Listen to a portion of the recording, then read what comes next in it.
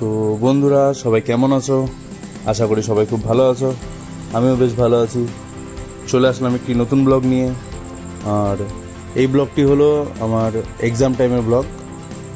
এটা হচ্ছে আগের বছরের ডিসেম্বরে। তো সময়ে বিজি থাকার কারণে আমি ঠিকঠাকভাবে এডিট করতে পারিনি, তার জন্য অনেকটা সময় লেগে গেছে। তো তোমরা দেখে তো বুঝতেই পারছো, এটা ঠান্ডার সময়কার ব্লগ।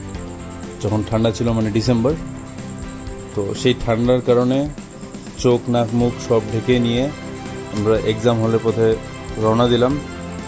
তো চলো দেখা হচ্ছে এক্সাম হলে।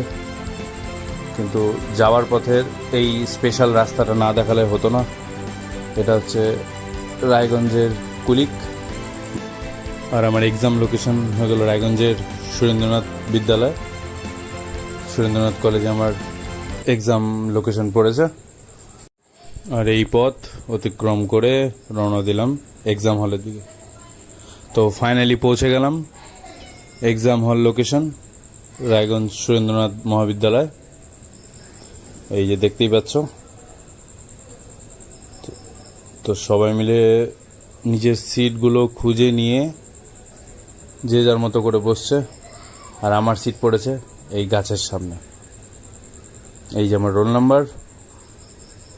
আর প্রাকৃতিক পরিবেশের আনন্দ নিয়ে আমি এক্সাম দেব। এই যে সবাই দেখতে পাচ্ছ আসছে গেট দিয়ে। তো এই ব্লগটা এতটুকুই।